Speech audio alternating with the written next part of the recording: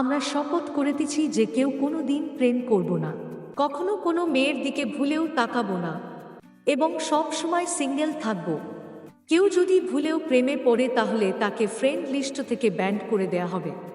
শাস্তি হিসেবে আরও থাকছে তাকে ফেসবুক থেকে একদম ব্লক।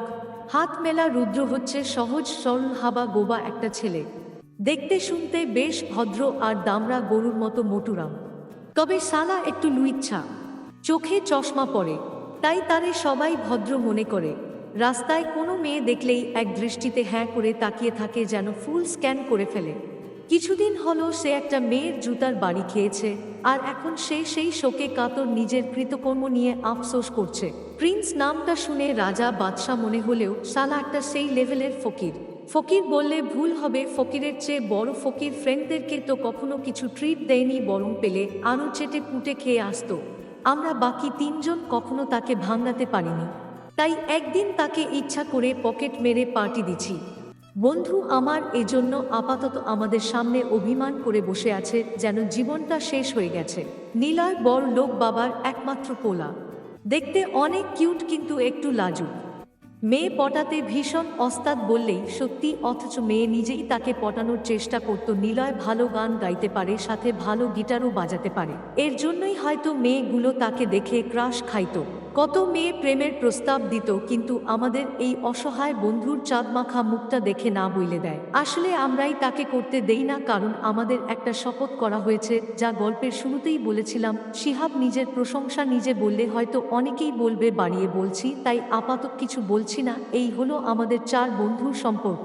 আমাদের শহরের ব্যস্ত নগরীর কোনো এক ফ্ল্যাটে আমরা চার বন্ধু ভাড়া নিয়ে থাকি। ব্যাচেলারদের জীবন যেমন কাটে ঠিক সেভাবেই আমাদের দিনগুলো কাটত।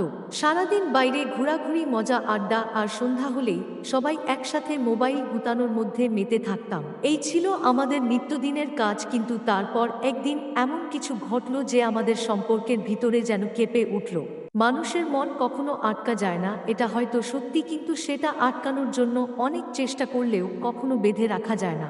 আমার প্রিয় বন্ধু প্রিন্স হলা যে এত বড় নিমক হারাম হেলো সামনে পাইলে এখনই কুপাইতাম। ঘটনা হইল, বন্ধু প্রিন্স অনেক আগে থেকেই একটা মেয়ের সাথে প্রেম করছিল চুপচাপ। সালা আমাদের কখনো বলেনি, সাহসটাই তো পায়নি। তবে আজ যখন প্রিন্স রুমে ঢুকলো, তিনজনেই অবাক। কিরে কি হয়েছে তোর, এভাবে হাঁপাইছোস? কিল্লাই কোনো ভূতে দৌড়ানি দিছে নাকি? রুদ্র না দোস্ত, আর বলিস না ভাই, আমি একটা বড্ড ভুল কইরা রাখিছি রে ভাই, তবুর সাথে বেইমানি করছি, তোরা আমারে মাফ কইরা দে। প্রিন্স কাঁদো কাঁদো ভাব। আমরা তখন কিছুই বুঝে উঠতে পারছিলাম না এরপর কি হবে। তার মুখে কথাগুলো শুনে আমাদের মনে যেন এক গভীর শঙ্কা এসে গেল। তো বন্ধুরা, আজ গল্পটা এই পর্যন্ত। আর ভিডিওটা ভালো লাগে তাহলে একটি লাইক দিন, কমেন্ট করে বলুন কেমন গল্প দেখতে চান, আর যাতে এই চ্যানেলটা সাবস্ক্রাইব করে যান। সবাই ভালো থাকবেন, ধন্যবাদ।